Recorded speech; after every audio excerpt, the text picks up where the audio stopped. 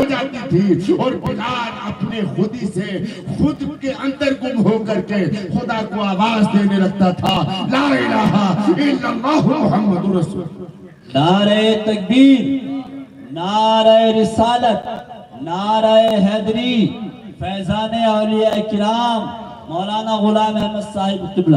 تو عزیزان محترم، اگر ہم عشق کی ہی بات کریں تو بلال سے پوچھ لیتے ہیں، اے بلال وہ عشق کیا تھا کہ جو تمہیں گرم ریت کا پتہ نہ چلا، تمہیں کوئلوں کا پتہ نہ چلا، دہکتی آگ کا پتہ نہ چلا، گھوڑے بجے پتہ نہ چلا، جسم لولہان ہے پتہ نہ چلا، تو بلال کے دل سے آپ پوچھو گے، آواز آئے گی کہ میری روح عشق مصطفیٰ میں گم ہو چکی تھی، میں عشق مصطفیٰ میں اتنا گم تھا کہ ان چوٹوں کا اثر نہ تھا، ان چوٹوں کا فکر نہ تھا، ان کی تڑپ نہ تھی، اگر دل میں کوئی تڑپ تھی تو وہ عشق مصطفیٰ کی تڑپ تھی۔ محترم، یہی وہ نسبتی قول ہے جس کو میں بیان کر رہا ہوں کہ جب ایک اللہ کا ولی دنیا ایک پانی کے اندر رہتا ہے تو یاد رکھو جب اس کا عشق اپنے پیر کی طرف جاتا ہے تو پیر کے دو رخ ہوتے ہیں، ایک عشق مجازی ہے، ایک عشق حجازی ہے، ایک وہ رخ ہے جس سے وہ دنیا داری چلا رہا ہے، جس سے بچوں کی محبت بھی ہے،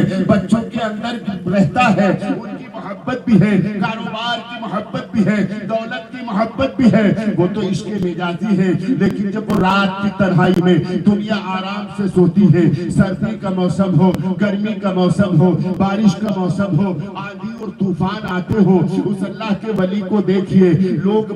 یعنی سردی کے موسم میں لحاف پر لحاف اوڑھے ہوئے ہیں، گرم چیزوں کی اشیاء کو یعنی تیار کیے ہوئے ہیں، اندر ہیٹر چل رہے ہیں تاکہ کمرے کو گرمایا جائے، لحاف اوڑھ رہے ہیں تاکہ شریر کو گرمایا جائے، مگر ایک درویش کامل سے پوچھتے ہیں، اے اللہ والے اس سردی کا کیا ہوا کہ جہاں برف پڑ رہا تھا، اس گرمی کا کیا ہوا جہاں جسم سے پسینہ اگل رہا تھا، اس برسات کا کیا ہوا جہاں پر بدبودار پسینہ آ رہا تھا، ایک انسان دوسرے انسان کے پاس کھڑے ہونے تک نہ رہتا تھا، اگر کھڑا ہے تو انسان کہہ رہا ہے بھائی صاحب تھوڑے ایک جدا ہو جاؤ، تھوڑے آگے ہٹ جاؤ، پیچھے ہٹ جاؤ، تمہارے جسم سے بدبو آ رہی ہے، بو آ رہی ہے، مگر ہم اس اللہ والے سے پوچھتے ہیں ان راتوں میں کیا ہوا کہ دنیا آرام سے سوتی ہے، دنیا آرام سے سو رہی ہے، محب خواب ہے، تسکین کی نیند ہے، سکون کی نیند ہے، نہ موت کا خوف ہے،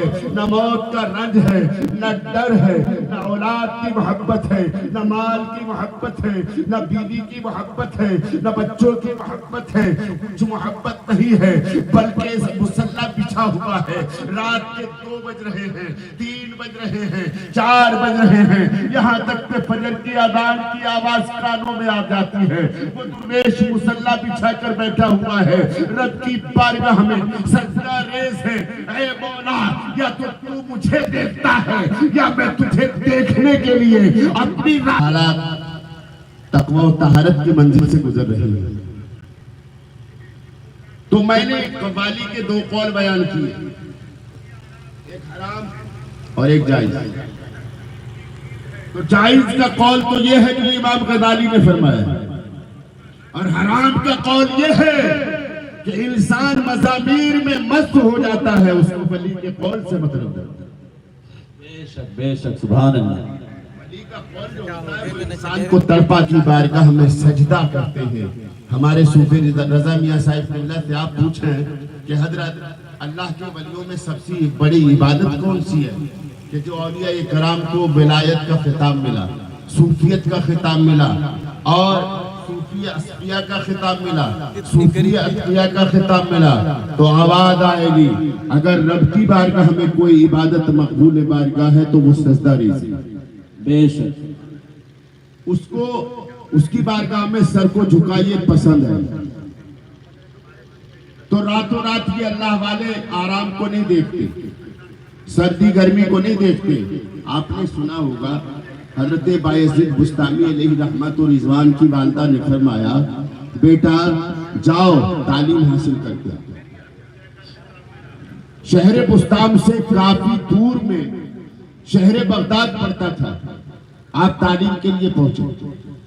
حافظ قرآن ہو گئے، علمی کتابیں پڑھی۔ ایک روز خیال آیا